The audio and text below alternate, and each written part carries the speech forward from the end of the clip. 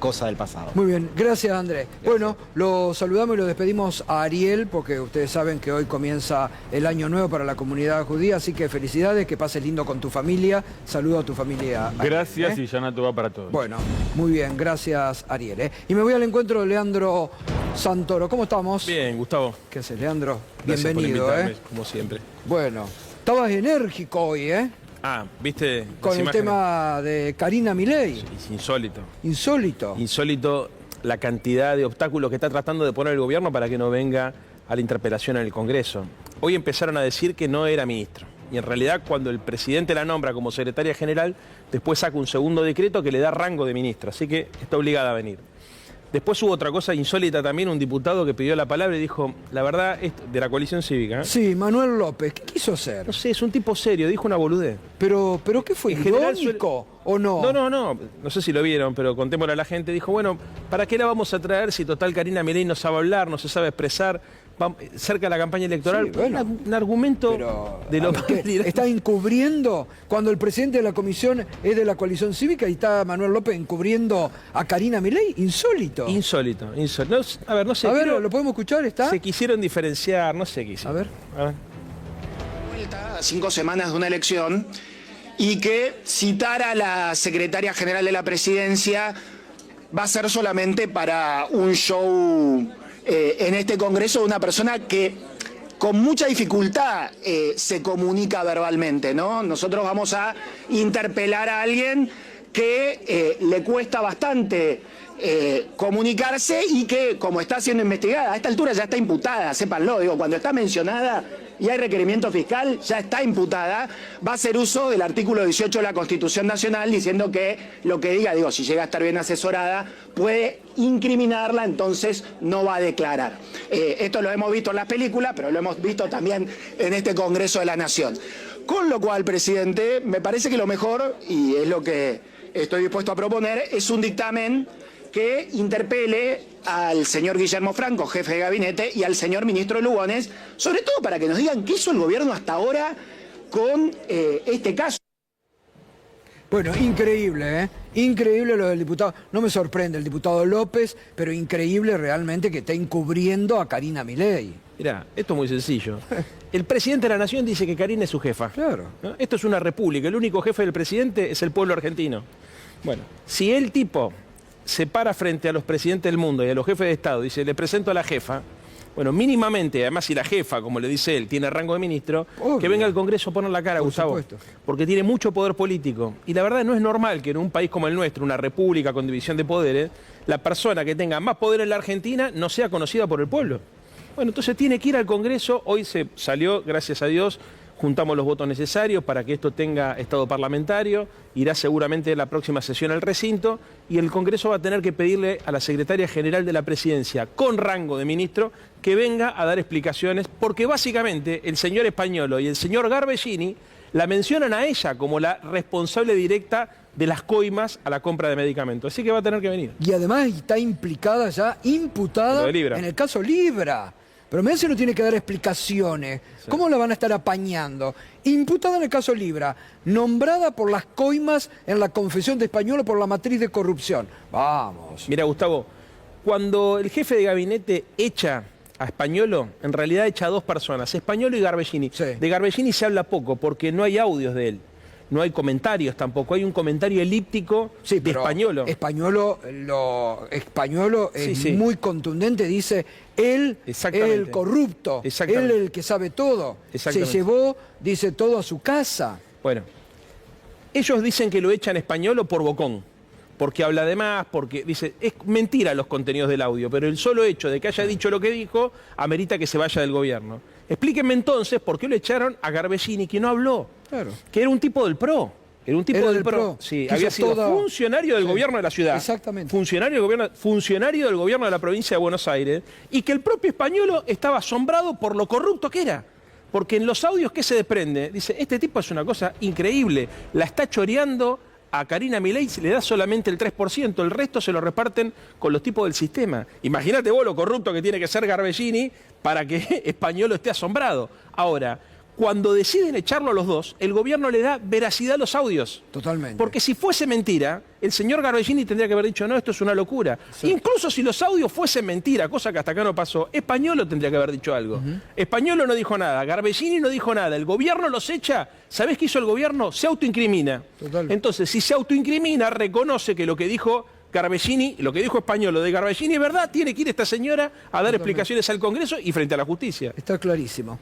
Leandro, quiero escuchar tu análisis, tu visión de lo que ha ocurrido hoy en Estados Unidos, de esto que dice el Toto Caputo, me emocioné hasta las lágrimas por la reunión con Trump, de las cosas que dice Trump va a pedirle a la Argentina. ¿En qué momento estamos? ¿Colonia? ¿Nos quieren convertir en una colonia? Entrega total de soberanía y dignidad. La Argentina tiene que tener una política exterior multilateral. Además, recordémoslo a la audiencia, salimos de los BRICS, que era el lugar natural donde nosotros tendríamos que estar. ¿Por qué? Porque las economías complementarias son las de los BRICS. India, Brasil, Rusia, China, te pueden gustar más o menos los regímenes de gobierno de esos países, pero son los socios comerciales de la Argentina, son los principales socios comerciales. El presidente de la Nación no habla ni con el presidente de Brasil ni con el presidente chino.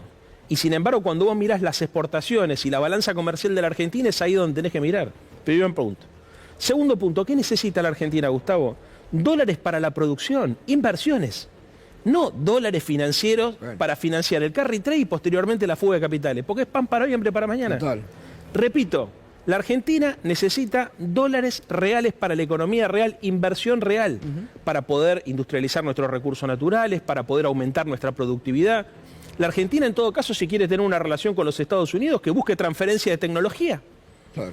Si el desafío del siglo XXI es industrializar, como te decía recién, los recursos naturales, agregarle valor agregado a los productos, apostar a la innovación, apostar a la tecnología de punta, y todo eso no forma parte de la agenda del gobierno. ¿Qué forma parte de la agenda del gobierno? La agenda financiera.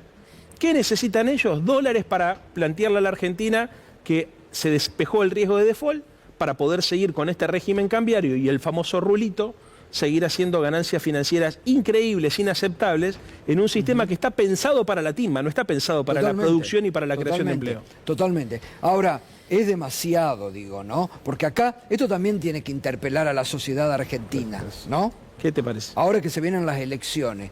Porque como muy bien decís vos, ¿qué pasó con todos los millones de dólares que se ha recibido hasta este momento que no fueron a una obra pública, que no hay ni un hospital ni una escuela? A ningún lado. Mira, a ver, está pensado para la especulación financiera. Caputo, en realidad es un trader, no es un ministro de Economía, es un ministro de Finanzas que vino a hacer lo mismo que hizo con Macri. Porque además le digo a la gente, esto ya lo vivimos. En el 2018 vino el Fondo Monetario para darle los dólares a la Argentina para que los fondos de inversión amigos de Caputo se puedan ir antes de poner el cepo. Exacto. Entonces fue lo que pasó. Especularon con la tasa de interés alta, con el tipo de cambio planchado, con las desregulaciones del mercado de cambio y después se fueron. Ahora está pasando exactamente lo mismo. Ellos la van a vender como que en realidad despejan los rumores de default. A ver, si existían rumores de default en el mercado es porque la Argentina no compró reserva, porque el régimen cambiario es absolutamente delirante, hay un atraso cambiario y además hay una flexibilización de las normas del banco que genera el Banco Central para participar en la timba financiera, que provoca que, por ejemplo, con un palo verde vos te puedas ganar solamente en una operación sencilla $70.000 por mes. Claro. O sea, ¿Van a poner ustedes un freno? ¿Van a intentar que esto...? Esto no tiene que pasar. Lo que pasa que lo que nosotros necesitamos saber, y esto es algo que el pueblo argentino tiene que exigir, cuál es la letra chica del acuerdo. Porque no es lo mismo un préstamo que un swap, no es lo mismo que el Tesoro norteamericano compre bonos, no es lo mismo que haga un blindaje. ¿Vos te acordás que el blindaje en realidad era un préstamo que no tenía la Argentina? Era un préstamo que podía utilizar... ¿Pero van a pedir ustedes que pase por el Congreso? Sí, claro. A ver, no es que lo tenemos que pedir. Hay una ley. Hay una ley. La otra vez viste que... Sí, hay una ley. Hay una ley que los obliga. Y además tengo entendido que hoy el diputado Máximo Kirchner presentó un proyecto de ley también para que los acuerdos país-país pasen por el Congreso. Esto es algo distinto, nunca visto. Se suponía que el prestamista de último término era el Fondo Monetario Internacional. Ahora parece que como el Fondo Monetario Internacional ya nos prestó, hay un ultimísimo prestamista que es el Tesoro norteamericano. La billetera de Donald. Pensando en eso, Leandro, hago un repaso. Juan Manuel López hizo este argumento para que Karina no vaya. Sé que hubo gestiones para ver si había una presentación global para una moción de censura para el jefe de gabinete con otros bloques de la oposición y no la hubo, digamos, algunos se presentó antes y después, de Loredo diciendo que no hay que, por ejemplo, volver a discutir el decreto 70, alguna posición también de Juliano respecto a la moción de censura. Lo que me pregunto es, ¿el peronismo solo no tiene los votos para poner límites ni para plantear eventualmente que se dispongan cuestiones o condiciones para un eventual endeudamiento o acuerdo? ¿Ves a la oposición que en el último tiempo se puso más intensa respecto al gobierno, que puede ponerle límites en ese sentido? Y te cierro la idea. Lo último que recuerdo, que muchos de esos opositores aprobaron el decreto del acuerdo con el fondo. Mirá, cuando hablamos de la oposición hablamos de un mosaico. El peronismo representa un sector importante, el mayoritario, pero que en definitiva es minoritario en términos generales. Sí. Si vos, por ejemplo, necesitas 129 diputados para iniciar sesión, para tener el quórum, nosotros llegamos a duras penas a 90 y pico, porque también incluso algunos de los nuestros son permeables a las presiones de sus propios gobernadores. Entonces, el número a veces está entre 95 y 99. En segundo lugar, el resto de las fuerzas políticas, en general, suelen especular bastante. A pesar de que se dicen ser opositores, y esto se lo digo a la gente ahora que vienen las elecciones, vas a encontrar muchas fuerzas del centrado, de la derecha moderada o del centro progresista que se dicen opositores, que tenés que ir a ver cómo votaron en el Parlamento.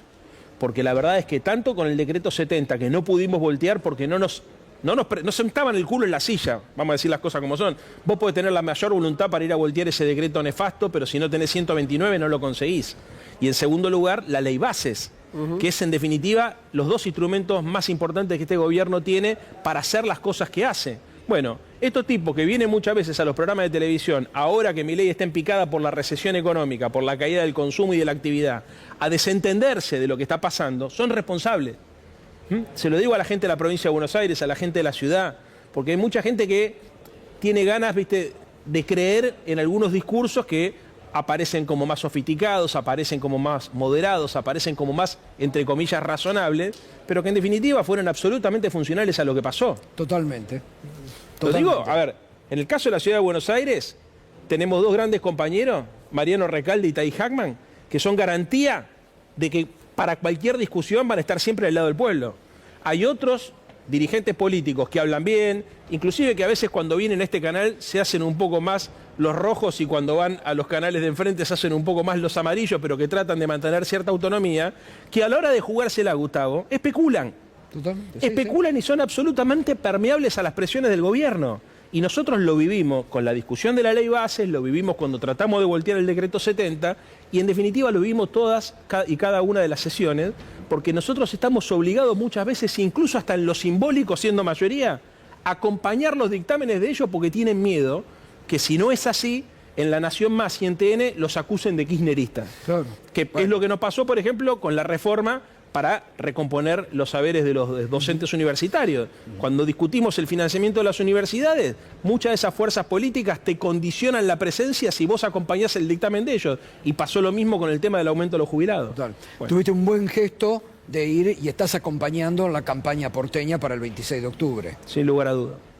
Nosotros tenemos la responsabilidad de acompañar una fuerza política que con defectos como tiene cualquier fuerza política mayoritaria, porque no vas a encontrar ninguna fuerza mayoritaria que no tenga contradicciones, luces y sombras. Si vos, como te decía recién, juntás 99 diputados, es porque representás un crisol importante, bien heterogéneo. Ahora, dentro de esa heterogeneidad, es la única fuerza que ha garantizado ponerle un límite a este hombre. Totalmente. Porque si no hubiese sido por nosotros, era imposible pensar el veto defender el veto a la ley de discapacidad o el financiamiento educativo o el financiamiento del Garrahan. Todas discusiones que son absolutamente legítimas, pero que en el momento donde nosotros las planteamos parecía que eran antipopulares, aunque parezca insólito, porque la suerte de la Argentina empezó a cambiar cuando aparecieron los audios de Españolo.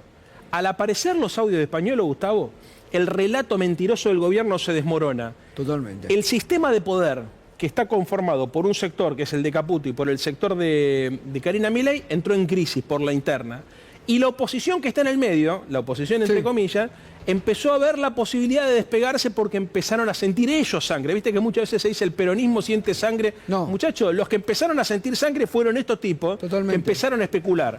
Ahora que se va a dar este acuerdo con los Estados Unidos, muy probablemente los que se habían vuelto un poco más opositores vuelvan a ponerse un poco más moderados.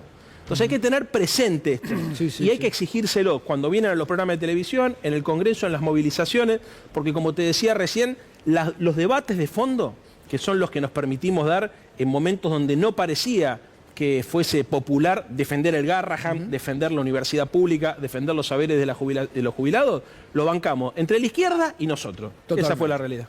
Gracias, Leandro, como siempre, ¿eh? Un gustazo. Gracias. Como siempre, vamos, con mucha fuerza a seguir adelante, ¿eh? Bueno, compañeros, los despido porque sé